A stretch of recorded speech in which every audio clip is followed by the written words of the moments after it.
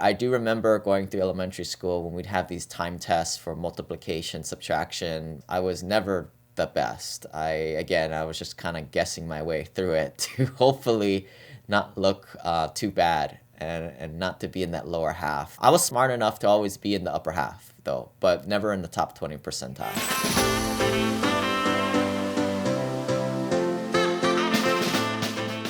Hey folks, Rich Uncle here. Now a lot of you guys think that I was this really smart guy going through high school, college, acing all the tests. Totally not the fact. Today we're going to be talking about what I was like going through high school and college and how I got through some of those engineering courses. So today I own over 6,000 rental properties, set up teams to help me do so, and bought my first rental property shortly after college. But it doesn't take a genius to do this. And what's nice about real estate is anybody can get into real estate, especially as a buy and hold passive investor. Now we're going to talk a little bit about what was the DNA kind of going through to get me to this point, because part of the real motivator was that I didn't like my job. But the signs were there prior to graduating college and going through the normal academia that I think a lot of you guys out there are very familiar with, and probably agree that college and the regular education system isn't all cracked up to be. So today we employ many professionals to help us with our plans, specs, drawings, and run our properties. And I'll be honest, a lot of these people probably were a lot smarter than me growing up. These are the people that hold high positions, that are more senior managers at their companies, at their respective skill sets. But it's a very different type of person than what we kind of coined the term as the B student, right? There's a term out there where people will say, well, the A students work for the B students, and kind of me growing up, and if you guys have a 3-point something GPA, don't despair. You're probably not going to be that upper management, senior management role unless you stay out there for 30, 40, 50 years. Of course, that's up to you if you want to do that. But if you're kind of that B student, you've got a kind of thinking right mind. If you have that right mindset, you're listening to this channel, listen to some of the other videos that we've been putting together for you folks. There's a better path, I think, and part of it has to do with being good with your money, investing it right, and kind of following down this path that I'm kind of outlining for you folks. In comparison with my peers growing up, there were a lot more smarter people that were really, really good at their book smarts than I was.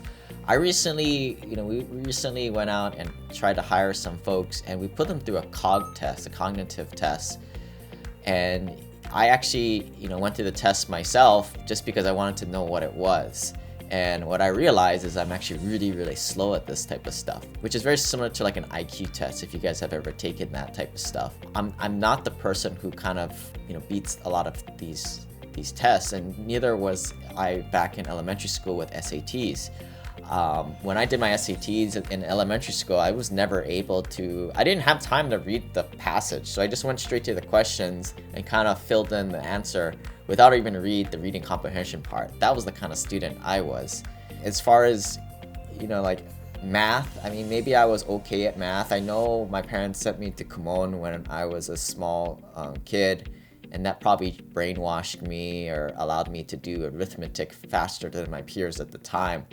But I do remember going through elementary school when we'd have these time tests for multiplication, subtraction, time tests. I was never the best. I was just kind of guessing my way through it to hopefully not look too bad and not to be in that lower half. I was smart enough to always be in the upper half though, but never in the top 20 percentile. I think growing up, you kind of see the pecking order, especially with physical things when you're growing up. I was not the biggest kid. I was not the tallest kid. I was not the fastest kid. But as far as like intellectual processing power, I think it takes most people to kind of figure out where they are with all that. When I was in the 2nd or 3rd grade, everybody, back then they called it something different. I think it was called gifted and talented. Well, I didn't make the cut for that. And today, you look back and where did all those people end up? Well, they're probably working jobs that, if they're lucky, maybe they went to college and maybe they're working at $50,000, $60,000 a year jobs today. Who knows where these people are at this point. But, Back then I was not even good enough to make it into that gifted and talented class in elementary school, if that kind of shows you anything. Going through high school, I was in a handful of AP classes, but I was not your person who was in every single subject, right? Some people are in like 5 to 10 AP classes by the end of they finish up their senior year. A lot of you guys ask, well, how do I get all these properties and live the simple passive cash flow life? Well, it doesn't take much. You don't need to be a rocket science to do this. You need to know a little bit about the numbers, analyzing deals, which isn't that hard. A lot of it is just arithmetic. What you do need is a little bit of starting capital, right? So a lot of the stuff that we're talking about in this channel are surrounding your personal finances, because that's where it starts from first. Being able to save a little bit of money, and that money growing to a few $1,000s to $20,000, $30,000 is what you need to go buy your first rental property. Yeah, if you've got 20 to 30 grand, you're ready to go. You just need to have a couple of years of seasoned financials from a job so you can show a lender that you are good to make future payments. But it really doesn't take much. Part of the problem I think people face is like they're looking at higher priced properties in areas they probably shouldn't buy in, like Seattle, California, Hawaii, high price areas where the rent to value ratios or the rents don't make sense per the purchase price.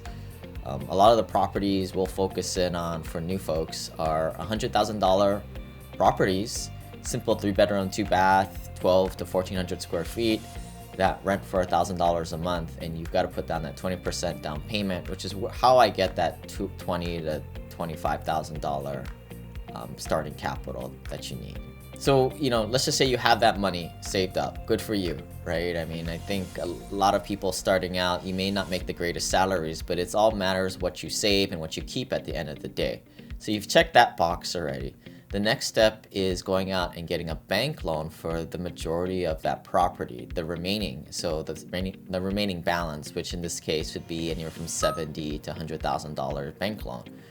Now, luckily, it's not like a huge bank loan, and a lot of times the bank sees the asset as producing income, so that will help you. But as far as credit score goes, I mean, the higher the better. You definitely want to have something higher than 600 to 650. Of course, this changes a lot of times, and it's one of those things that it's really hard for a bank to kind of say yay or nay. It needs to go kind of to the back room, to the underwriter's office. What they're going to do is they're going to look at your overall lending profile, and what they're trying to determine is can this guy pay? What we try and do is we tell people to go after a lot of Fannie Mae, Freddie Mac government subsidized debt. And a lot of this is sort of, it fits in a box as far as credit score, what is your debt to income ratio, and how much down payment you're bringing to the deal. So, with that being kind of the gold standard of the loans that you want to be going after, you're gonna ideally want to have a score over 650 to anywhere from 750 to get that best rate. It can be a little bit less, but again, you're probably going to pay a higher rate. Now, there's nobody who will really give you like that chart but essentially, the worse your credit score goes, the higher the interest rate goes. Typically, that 20 to 25% down payment is going to be fixed right there, pretty standard. But where the variable in the equation is going to be is where that interest rate kind of goes up and down based on your lending profile. So you've checked the box on the credit score and you're off and moving. At this point, we'd probably have you guys go and talk to a lender. If you guys need any referrals, maybe put a comment below and we'll hook you guys up with a lender that we've kind of used in the past. But a lot of times, you guys will live in these cool places to live, like California, Seattle, Hawaii, Boston, New York, Miami. You guys live in what we call primary markets. Now, primary markets are primary. They're that top tier of markets where they're cool places to live. Unfortunately, the rent-to-value ratios don't make sense in those areas. The rent-to-value ratio that we're looking for is approximately 1% or higher. So to find the rent-to-value ratio, it's real simple. You just take the monthly rent divided by the purchase price, and that's the rent-to-value ratio. So you guys can go on Zillow or whatever tool out there. A lot of this is on the internet, and you can kind of figure out what are the prices of properties you're kind of looking for in your area. And then the next thing to do is kind of figure out using different methods like Facebook Marketplace, Craigslist, or you maybe apartments.com, or different tools to try and figure out what is that property renting for, and you can kind of figure out generally what the rent to value ratios are. Again, monthly rental price divided by the purchase price of the property. Again, we're looking for something 1% or higher. If you're living in one of these primary markets, you're probably not going to be hitting this 1% threshold. You're going to have to go to these secondary and tertiary markets, and just to name a few, Birmingham, Atlanta, Indianapolis were 3 markets that I went to originally to go find this cash flow. But some other ones, just to give you some good examples, Indianapolis, or Kansas City, Memphis, Little Rock, places like that. Places that are large cities with robust economies, population more than 500,000 population, and they're not like that the sexy places to live, but they have good rent to value ratios of higher than 1%.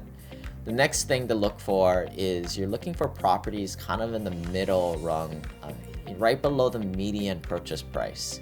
If you don't know what the median purchase price, go and Google it. Google is our friend here. Type in something like median purchase price in Birmingham. I don't know what it is today, but I'm thinking it's somewhere about $100,000 to $150,000. So a good general rule of thumb is, hey, let's just start off with 80% of that. So 80% of $150,000 purchase price is somewhere around, just above 100 grand. Let's just use 100 grand. Just keep it simple. So what we're doing is we're going to go look for properties that are $100,000, and we're trying to find what the rental price per month is in that market. Again, using Facebook Marketplace, Craigslist. Not a lot of people use it these days, but still, it's just for fact gathering, data gathering purposes. That's what we're going to use for now. We're going to go use the Analyser and plug in the rents, and then the Analyser is going to help us propagate a lot of the expenses. If you guys want to download the free Analyser, go to SimplePassiveCashflow.com/Analyser, and you guys can get free access to that spreadsheet to start playing around with the numbers yourself. Yeah, so we're going to dig a little bit more deeper into the market. What we're trying to find is that little bit less than median home price property. Why? Because that's where the majority of renters for our clientele is going to be, the lower middle class, the workforce housing. We don't invest in housing for the high end, the luxury stuff, because you're not going to hit the rent to value ratios needed to be able to cash flow. And for our strategy, cash flow is king. Cash flow is what keeps you holding onto the property even in bad times. Sure, we can invest in primary markets where where appreciation is a little bit higher, but I just don't invest like that. I just don't feel that that's prudent. I think from 2010 to now, the market's been pretty much on a tear, and any idiot could have been making money in this type of environment. But it just takes one little hiccup in the economy for everything to start crumbling down, and you would have wished you would have invested for cash flow, where you're making money on a monthly basis. And a lot of folks, that are starting out, your first goal is to quit your day job.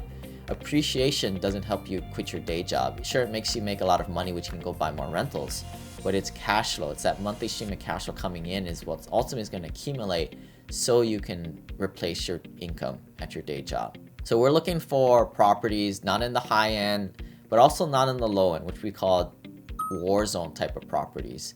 Properties are evaluated on a grading scale from A, B, C, D, and F, which we consider war zone properties.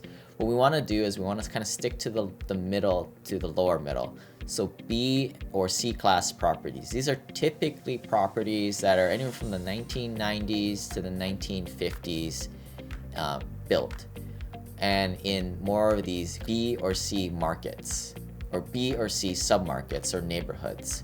What's a Class B neighborhood? Well, it's a mix of blue collar and white collar workers. It's not going to be your areas where you have the best school districts. It's not going to be the glamorous places where people are walking their dogs in the evening, drinking their coffees and getting macaroons, desserts. It's going to be your more workforce housing type of areas. The key is to stay above those lower C class or war zone type of areas where it's just quite frankly a little bit dangerous. Place where I wouldn't want to be walking around at night times, or maybe even in the daytime in some of these places.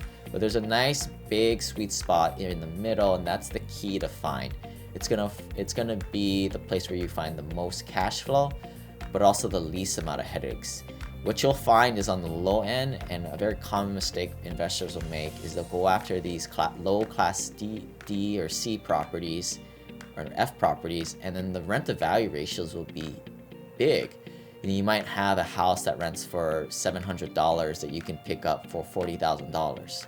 In that case, 700 divided by 40,000. That's a huge rent to value ratio. You might even get near that 2% ratio, which is a lot higher than the 1% rule that we look for. But trust me, it's just going to be a lot of headaches. Your tenants are going to be giving you a lot of headaches. They're not going to pay. It's not going to be a place where people want to buy houses. And eventually you're going to want to sell these properties and go to more properties or bigger properties. And that exit opportunity for those lower class areas isn't there. In a nutshell, what you're looking for is anywhere from a class B to C property, but in a little bit better area, because you can't really do anything to the location. The neighborhood's going to be what it is. Obviously you want to be looking for an up and coming neighborhood, but what you have more control over is the property. Again, so we're buying that nice and that sweet spot property. And at this point, I think we kind of talked about putting it through the Analyser, and it's just, look, I wasn't the smartest guy going through school. You don't need to be a rocket science to do this. You download the Analyser, you put in what you think the rents are going to be, and if you don't know what it's going to be, we'll go look at your resources out there like Zillow, Facebook Marketplace, Craigslist. What you really should be doing is talking to a professional property manager who's going to list this thing and manage this thing for you to help you pinpoint that rental price for you. You can get it pretty dang close. Whether it's $950, $975, you're within a range of reasonability. Then on the Analyser, what you're trying to do is you're trying to break down the different expenses on the property. The nice thing is I've already put in my assumptions for regular ranges for different repairs, maintenance, CapEx, how much you're going to be need to pay every month on average. Big things are going to happen. Some months are going to be super smooth, but on average, these are the expenses that you're going to see. And this is where it's like, I don't know why people get freaked out about all the time, where they're like, oh, it's so complicated. How complicated is this? You make about $1,000 a month and you have some expenses. It's just simple subtraction. And then is the number at the bottom on average bigger than zero? If that's the case, well, congratulations. You're probably going to make money on this thing on a month-to-month basis. Now, some of you guys are pretty smart and you're going to look at some duplexes, triplexes, or quads, and you might even get wrapped up in that whole theory of more roofs, more diversification. If one of the roofs goes vacant, then you have another unit next door that kind of pays for the mortgage and some of the expenses. And you're correct. Typically, you're going to have higher rent-to-value ratios on those types of properties. But here, where this is specifically going out to higher paid professionals out there. If you make a professional wage, you're probably going to sell these types of properties sooner than you think. Certainly, you never want to hold on to a property forever. And this is where I'll disagree with everybody who says buy and never sell, right? Well, it's kind of half true, right? Even those people who say that, you buy and you refinance, you get your money moving. We've done another episode on this. We've done another video where we talk about return on equity. If you guys want to check that out, go to SimplePassiveCashflow.com/ROE or go back in the Rich Uncle archives and check out that video. But basically what you want to be doing is constantly recycling your equity. But in this case, this first rental property that you're talking about, you're likely to find a better property down the road. And in that case, you'll probably want to just sell this property altogether. The problem with duplexes, triplexes, or quads or bigger properties is that they don't have as nice pop factor that you do with a single family home. Why is that? Well, because that pop factor goes to selling it to a retail buyer, which is just another homeowner out there who gets really emotional and falls in love with the property, right? What we want to be doing is to selling it to that kind of sucker. Retail buyer. So, by going to duplex, triplex, or quads, we only limit ourselves to selling to another cheapskate investor like you or me. So this is why, especially if you're looking to grow your portfolio, and when I mean grow your portfolio, you're making a pretty good salary or be able to save a decent amount of money every year, more than $5,000-$10,000 a year, you're going to be on the quick ticket out of this buying rental properties. So it's sort of counterintuitive, but again, start off with single family homes. And I also recommend that because it's a smaller purchase price too. Better to mess up on something smaller than to get into something bigger where it's just more dollars and more headaches. So the next thing is like, well, right, where do I find these properties? Well, if you follow my kind of advice more for passive investors who have good paying jobs, I'm going to tell you to go on the MLS, go look at the retail stuff out there, get a broker, get a real estate agent, get out there and go look for a property. You can also find properties called turnkey rentals. We've done a lot of videos on this in the past, or check out the info page at SimplePassiveCashflow.com/turnkey, where somebody else has already rehabbed the property, fixed it up, put in a lot of the upgrades for more renters in there, and kind of selling it to you as the investor, turnkey ready to go. Sometimes they'll even put a tenant in there for you, so you're off and rolling. That's where the term turnkey comes from. If you don't have as much money, or you're kind of wanting to get a little bit more aggressive, check out a website called biggerpockets.com. It's a great resource for new investors, and especially people who are lower on the net worth spectrum.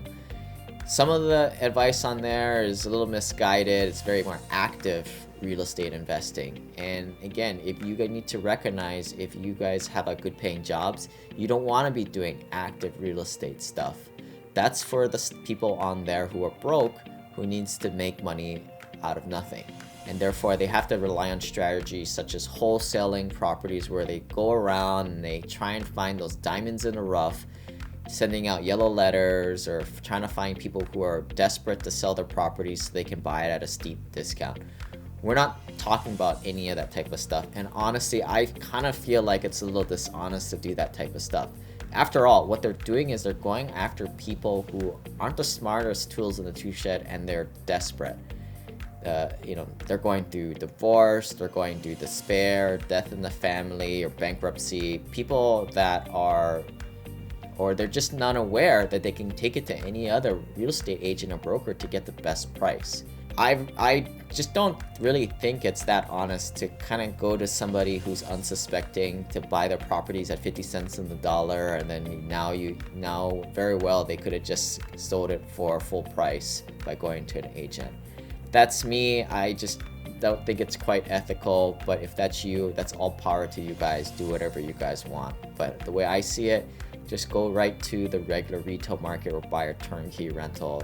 And yeah, sure, you're paying a little bit more, but this is the hardest part when you're getting started, is just getting started. Just get going. You've got the money, you've got the credit, you've kind of analyzed the numbers. Just get off and moving. Your investing deal flow will improve once you start to own that first rental property and get moving. The real estate agent is going to bring properties to you. Now, what we don't know if the real estate agent is more of an investor-focused agent. Most real estate agents, they don't really know anything about investing. That's why they're buying and selling properties and getting paid off commissions. And you may or may not be aligned with them. They may not be bringing you the right properties. And this is where you have to educate yourself by going to the Analyser, understanding how the numbers work, and using them as the expertise with the boots on the ground. Of course, we're also going to get licensed third-party professionals such as appraisers and property inspectors. And we're going to also rely heavily on the property managers to verify that this is a good neighborhood to be buying in for rental stock, and that we're going to get the anticipated rents that we're plugging into our Analyser to run our numbers off of. But that real estate agent may or may not be good, but they're the person bringing you the properties. Again, that's where it might make sense to go after a turnkey provider, because they're typically buying properties in more rental grade areas, and they're building the properties for renters in mind. Where a real estate agent might be great at finding houses to live in, but they may not be the properties that you want to own as rental property stock. So we kind of walked through the process really in a quick nutshell. The next step here, folks, is just to go analyze properties. Grab that Analyser and just go through at least a dozen properties to kind of understand the numbers. It's not that hard. You know, you guys are smart people. You figured out how to use YouTube and found me here. Now all you have to do is just kind of put a little bit of effort, and it doesn't take much. This is nothing that you guys can't handle. If you guys want, you guys can download my free remote investor like eCourse. I think it's about 6 to 8 hours of kind of me going through this in more detail. It's totally free. You guys can text the word remote to 314-665-1767 to download that for free.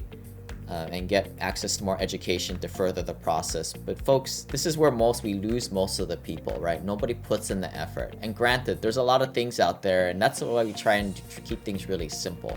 Right? We keep you guys laser focused on buying that first remote rental property so you can get moving and get the momentum, get that cash flow rolling in to allow you to kind of take the next step. But this is the first step. This is the prerequisite to it all. This is where it started for me. Buying that first property, and my deal flow just get better and better and better.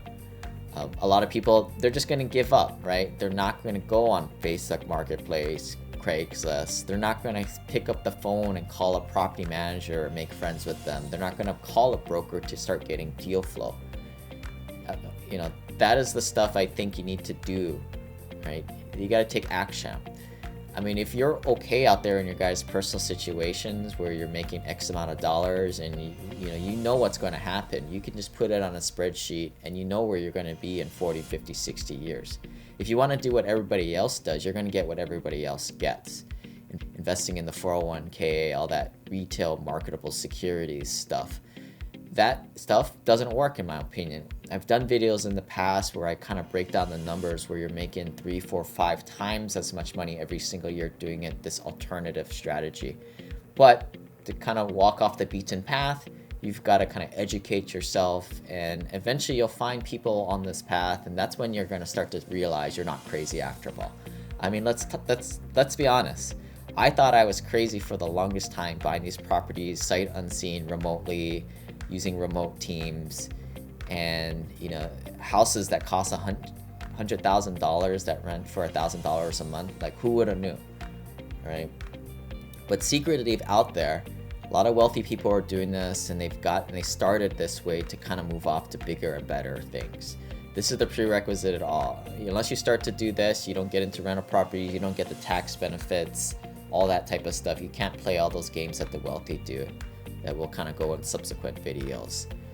But again, check out the Analyser, step 1, step 2, get that free remote investor light eCourse, and check out more videos. And if you guys have any specific questions about this process, leave a comment below, please, and like the video, and we'll see you guys next time. Rich Uncle out. Bye.